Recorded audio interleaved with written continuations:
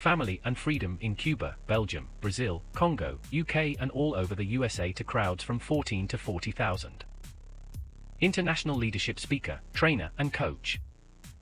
Author of Learn to Raw Leadership, Attitude Hack, Live a More Excellent Life, 5 Battle Strategies of a Victorious Warrior. 2021 President's Lifetime Achievement Award recipient. Founding partner of the John Maxwell team. Toastmaster International Speech Competition semi-finalist.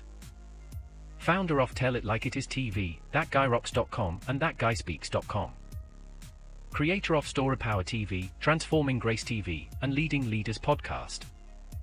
Producer of 4 TV programs and podcasts for Liftable TV and World Trumpet Television as well as multiple social media channels. Please help me welcome J. Loren Norris.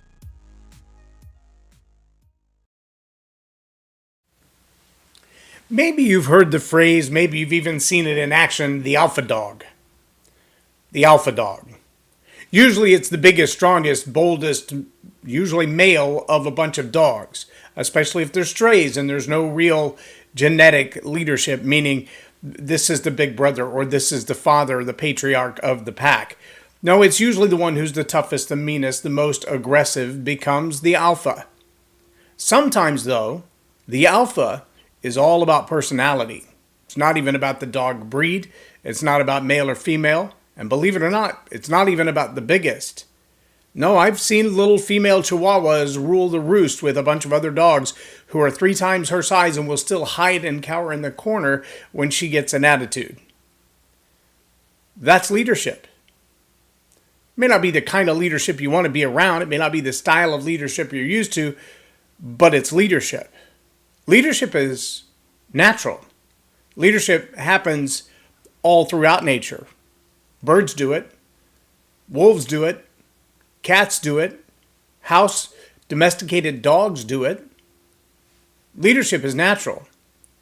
Humanity, on the other hand, that's a little bit different. That's what I want to talk about on Leading Leaders. Subscribe now for our extensive video library of leadership lessons promoting faith, family, and freedom. I'm J. Loren Norris with Leading Leaders Podcast, and it strikes me that we live in an evolved society that, and I use the term evolved in almost a tongue-in-cheek. I mean, it almost deserves air quotes, evolved. We have seen a rapid change, an escalated speed of change, exponentially faster, probably in the last decade than any other time in my life. And I've only been on the earth just over 5 decades. But I can tell you that we've seen more change in the last 3 to 5 years, socially, culturally, politically, financially, economically, and those are 2 different things. In genetically, the way that humans have been engineered in their genes being manipulated and augmented in reality, which is now augmented or virtual. You don't even have to accept reality as it is. You can kind of make up your own. Which leads some of us to wonder, are we living in an augmented, virtual, made-up reality to begin with? Like the Matrix, like a video game. Are we actually creating a metaverse when we already live in a metaverse? We're not sure we know the answer to that question. There are a whole lot of people who have been asking that question at the highest levels. Listen to some of them, like Tyson and Musk and others who are some of the most brilliant minds alive today, and you get some really unusual answers. The one thing that is not in question, though, is whether or not leadership permeates every one of those structures, realities, or virtual realities. And the answer is yes. Because leadership is a series of influences intended to direct the outcome. As John Maxwell, my mentor, says, leadership, it's influence, nothing more and nothing less. Now, the questions come into mind when we ask, who is doing the influencing? What is the intended goal of the influence? What will the outcome be of said influence when it catches on? Been recently listening to a business advisor by the name of Brandon Dawson. Brandon Dawson has what he calls the 4 M's. He said you got to model, then you got to mimic, then you got to master, then you got to multiply. That's leadership. You've got to demonstrate how things should be properly done. Then the people that you model that for have to begin to mimic it, meaning that they're kind of falling in line with it. They're moving in the same direction with you. And then they have to master it. You've got to be able to step back and see that even without your modeling, they can mimic to the point of demonstrating themselves that they get it. And then they can multiply, because now all of the people that you've led in that way through your influence, they can do the same thing. Well, again, birds do it.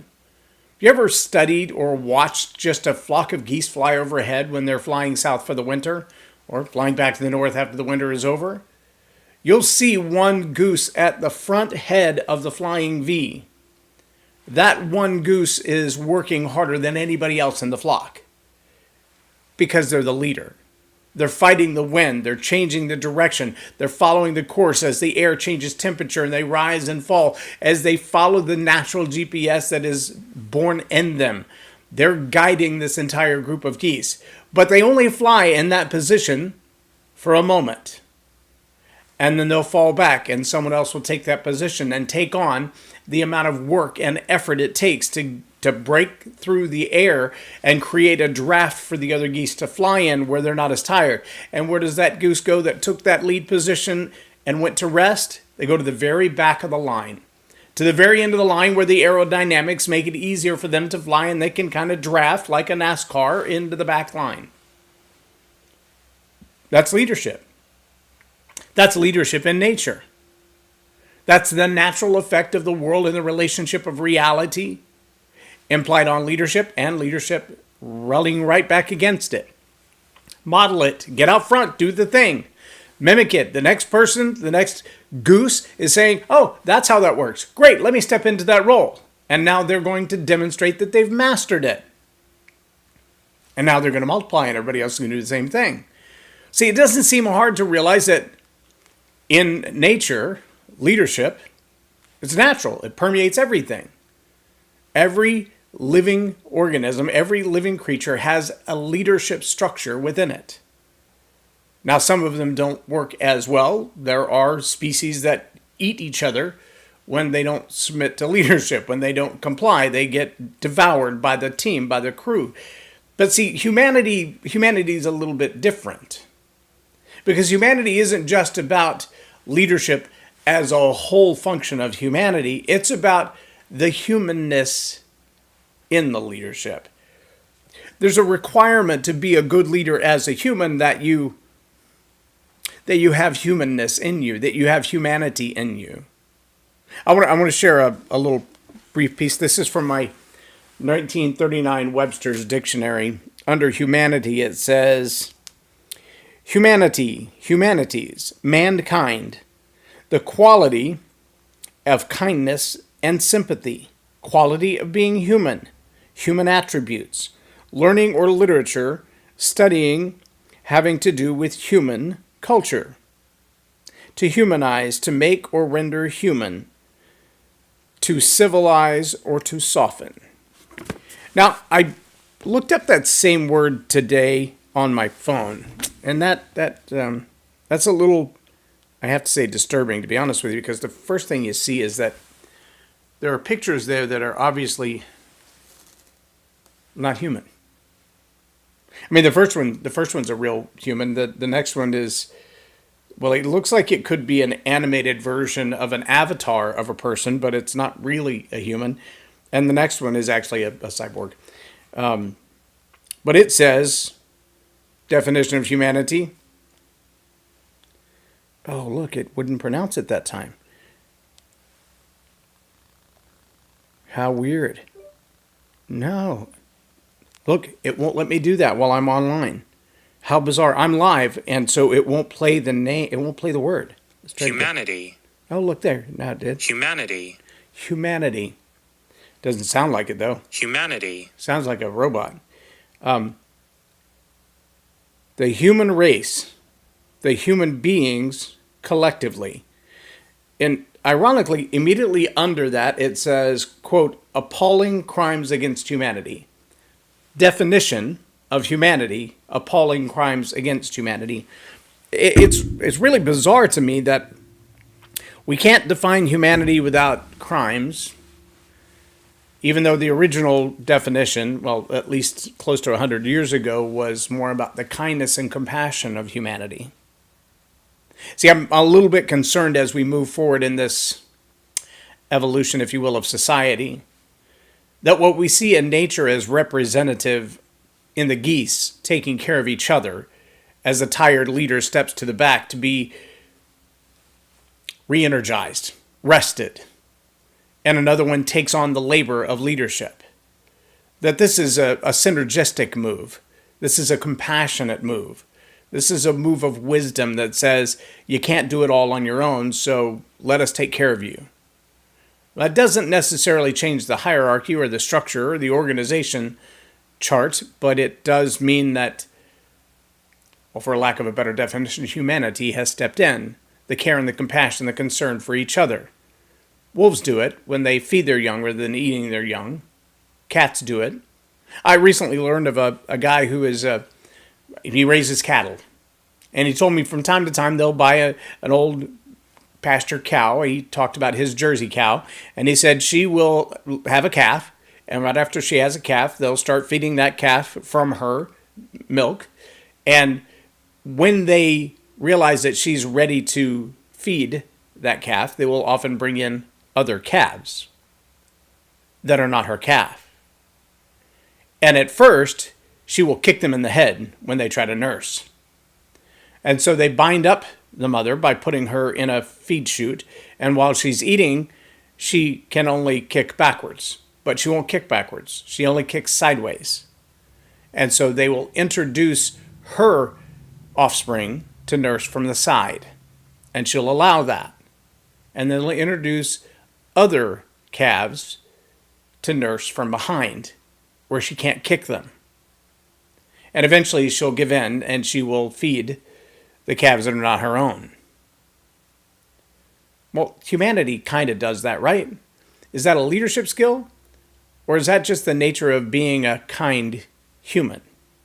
Oh, I promise I'm going somewhere with this, because we are now beginning to see AI and other evolved structures begin to take over roles of influence in the lives of humans. What is leadership again? Oh, that's right, it's influence. Nothing more and nothing less. Let me just tell you something.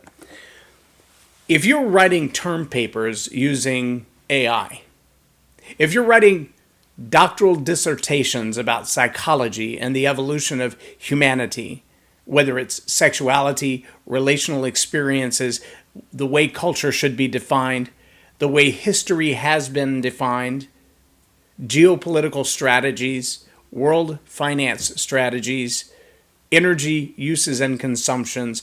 If AI is writing that and not humans, you will very soon find yourself led by the documents that were not conceived by humans to begin with. Influence. Leadership is influence, nothing more and nothing less. But the more we rely on technologies to determine our decisions, the more we rely on the algorithms and the artificial intelligence to discern where we go next as a race of humans, the human being collectively. The more we rely on the digital assets to determine that, the less humanity will be in that decision. Maybe you hadn't thought about it that far. Maybe you haven't. Maybe you think. Maybe your thinking stops at, well, all the AI is controlled by humans anyway, right? Not the case. Do a little more homework, do a little more research, and you realize that part of the value of AI is that it learns faster than humans. It also learns beyond what you can conceive in a coffee shop, what you might sit around with some buddies in a mastermind group or on a fishing trip or around a beer in a fire pit. AI is learning constantly from more people than you've ever met in your life, from more people than you will ever read about in your life. And it's getting opinions, and it's gathering data, and it's making decisions. And it doesn't hold on to these 100-year-old books and go back to this data as a point of reference of what's right or wrong or moral values. It doesn't care. It changes them as it sees fit. And if we as humans find ourselves surrendering to the leadership influence of digital masters, the humanity of leadership will be gone. Now, I can also tell you, it's not just the digital masters. There are leaders who today are more driven by their clout, more driven by their financial standing, more driven by what they come home with at the end of the day, the power, the influence, the wealth, than they are the people that they have to deal with. I was listening to Gary Vaynerchuk just this morning. He talked about how he was driving cross country, well, not all the way across country, but driving to a location to close a deal. In his own words, it was worth $5 million. When he got a call from somebody on his team who was really upset about something and really wanted to bend his ear about it. Now, a lot of people would have said, let HR handle that. Let my staffing person handle that. Hand that off to somebody else. I've got a $5 million deal to close. By Gary's own words, he stopped what he was doing, didn't make the meeting for the $5 million, went to the location where the individual was who was so upset with him, and they sat down face to face and they talked it out. And in his words, he said, you as a leader are responsible for your team. Culture isn't about having a foosball table. Culture is about having one-on-one relationships with the people you lead, knowing what their wants and their desires are, and knowing that the 27-year-old is going to have different desires at 31, and the 31-year-old is going to have different desires at 34. Maybe you've actually seen this video on social media. I want you to consider, though, just how real it is to be a human in relationship with other humans. So that empathy is not just a notion that we ask, well, can AI actually empathize? But it's actually a practice of your daily leadership to stop what you're doing and stop asking the questions about the bottom line and the marketing projects and the new things that you've got to get done, and ask yourself, how does that person on my team feel today? And I'm not saying we should be driven by our feelings, but I am saying one of the greatest assets of being a human is the ability to humanize, to have relationship with other humans on a human basis. Your best computer can't do that. The best algorithm can't do that. That's on you. And as a leader, watching this podcast, listening to this podcast, I want to challenge you. Have you become so automated in your daily business life that every contact with a customer is automated? Every contact with a database, with your customer service, with your product delivery, well, it's automated. Sure, automation is good in that it speeds up time and shortens the cycle, but does it lose its humanness? You'll have to decide that. If you've automated your onboarding and your testing and your aptitude evaluations of your employees before they become a part of your team, have you lost the human touch in doing that? I'm not judging. I'm just asking, because nobody will know the answer to that question but you. If you're the leader of an organization and you're allowing other people and automated systems to determine the level of connection that you have with the other humans in your team, it's my opinion that you're remiss as a leader. Leadership is influence, nothing more and nothing less. But don't let the people that you lead, the people that you're responsible to, be influenced by some outside sources, digital or otherwise, that don't have their humanity as a top priority. That's on you. You're the leader. They're trusting you to do that for their best interest. And I'm challenging you to do the same thing. I'm Loren Norris with Leading Leaders Podcast for Tell It Like It Is TV. Have a blessed day.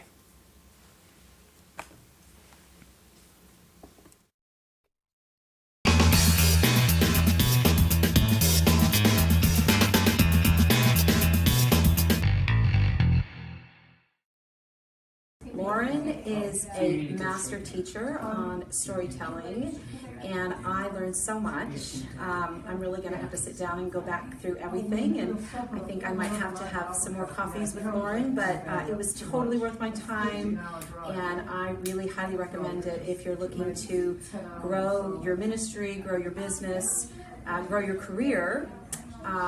Loren will serve you well. Thank you.